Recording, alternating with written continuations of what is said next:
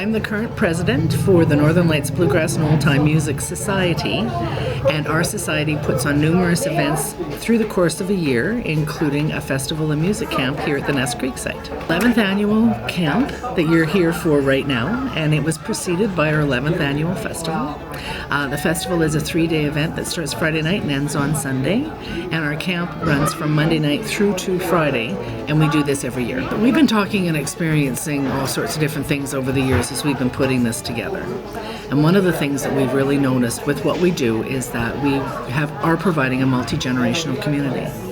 There's not very many opportunities anymore when people can get together and you can sit beside an 80-year-old and a 6-year-old and be doing the exact same thing. Everything's segregated by gender, by age, ability, all that kind of stuff. And so what we're trying to do here is remove those barriers and give people that experience. We recognize that in Saskatchewan there was a gap. There was bluegrass programming that was happening in both Alberta and Manitoba. There were clubs and societies that were putting stuff on, and there wasn't anyone in Saskatchewan doing that. There was the Saskatchewan Bluegrass Society that was more of a jam group where they got together once a week and they'd play, which is great, but they weren't really interested in putting on a bigger event. So they'd done a few concerts, hadn't gotten into the scene very much of doing the whole impresario thing, and so they said to us, if you guys want to do it, go ahead and do it. It's a niche genre. There's not a lot of people that listen to bluegrass, and that's something that we've really noticed as we've been going through this process, is that most of the time the people haven't heard of the bands that we're bringing in, and we just say, please trust us, it's going to be good,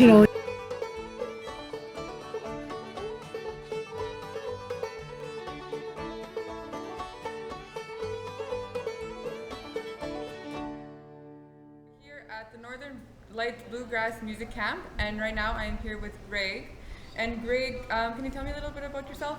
Sure. I'm a professional musician, and I was hired by the camp to come here and instruct and do a workshop on advanced guitar. I'm also the guitarist and lead vocalist in the Jeff Squadrons in Colorado band. We played for the festival that preceded the camp. I've been playing guitar all my life, and I can't remember a time when I wasn't singing. So. Brown Scorch Mountain, going down a long time ago. I'm straight to this place, I brown line these hills, going where I've already been. Salt crust land leaving Reno, it's a bit like snow. The way I feel tonight, everything is alright. I will see you going more and more.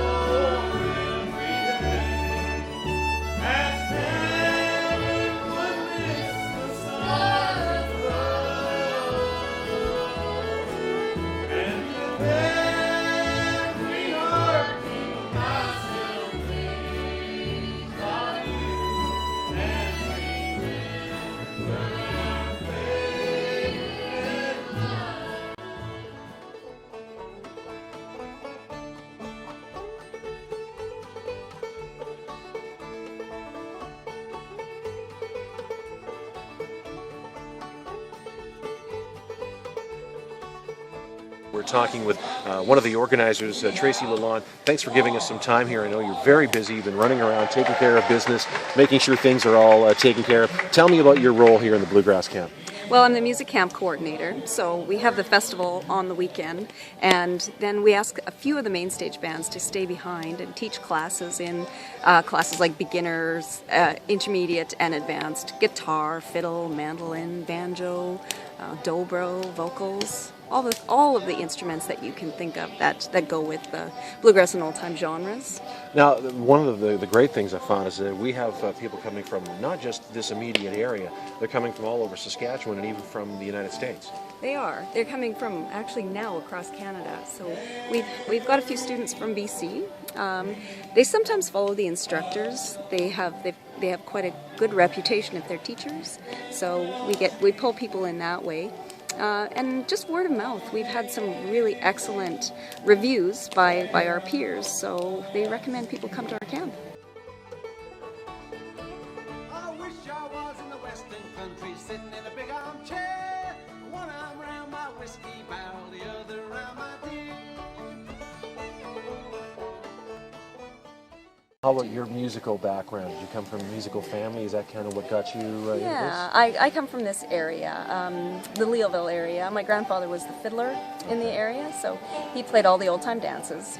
And music was just something that always happened in our homes, lots of sing-alongs and things like that. And I sort of lost that in my teenage years and went back to it in my 20s. I was given a guitar and I started learning again. And my son is now also a musician. He plays the 5-string banjo in a bluegrass band. Fantastic. And having it at this site, the Ness Creek music site, I mean, this site there's something magical about it. I've attended several events here, and there's just a feel about it, which makes it the perfect place, it seems, to hold an event like this. It is. It's there's something about the trees and just the inspirational areas. People can just sort of find a nook or cranny and go and play, and a lot of people write while they're here, and the whole area is just very relaxed and inspirational. So we get a lot of great feedback about the site.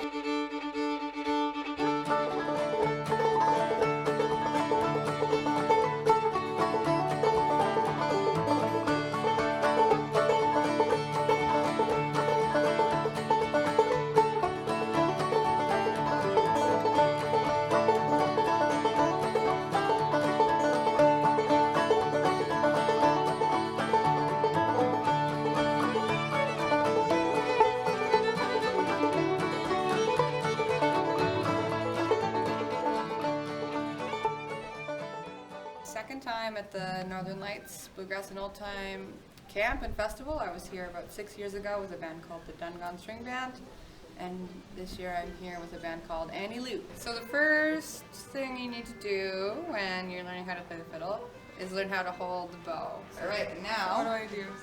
you're going to bring the bow around, set it on the string right about here, Okay. and just pull down on the bow. Oh!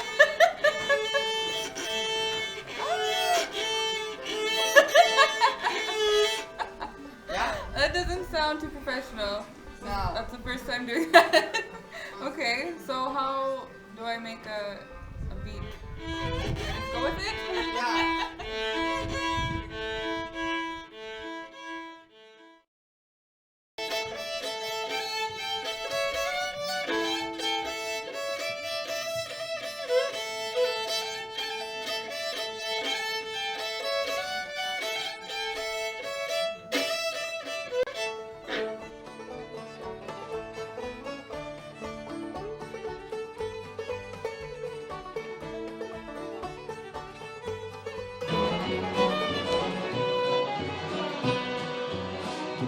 As we roll along the main line, there'll be stones and there'll be till we reach that distant shore where the angels wait for us in our grateful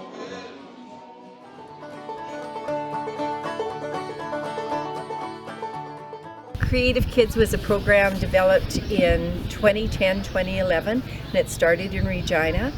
And they chose 2 cities and 6 communities to receive funding to provide funding for children who otherwise couldn't afford to do something to do with arts and culture and music camps and whatever.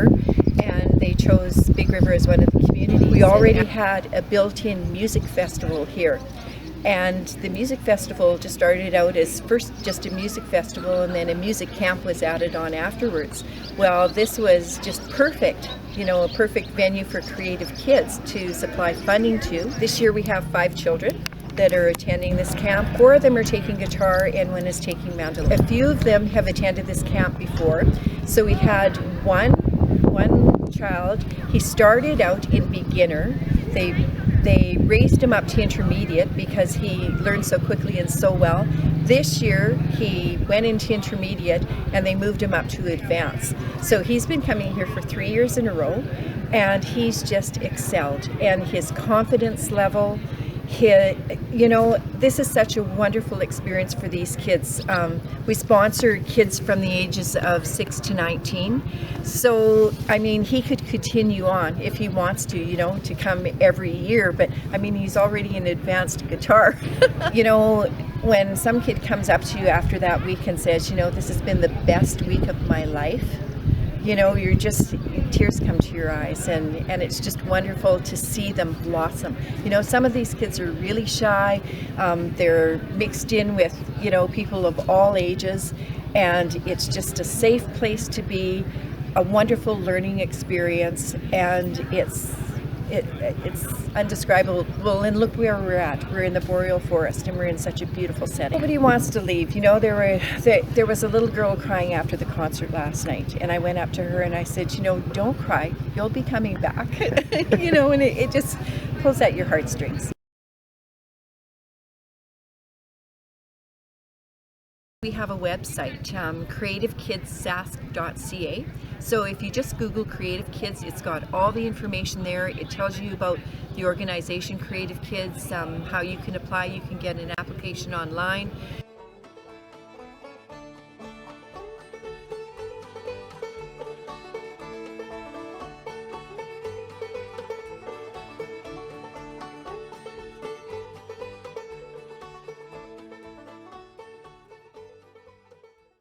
Brought 6 students from the high school, Churchill Community High School. I was fortunate enough for our school division to fund money for those guys to come down here, and they just had an excellent week. All 6 students. They took 3 in guitar, 1 in vocals, and 1 in banjo, and they just absolutely ate it all up. And, right now they're all on a high just because they're so happy right now, but I would love for them to come back, and hopefully we can make this happen again. This is my first time at the camp. I've been to the festival last year, but this is my first time at the camp, and I am 100% back next year.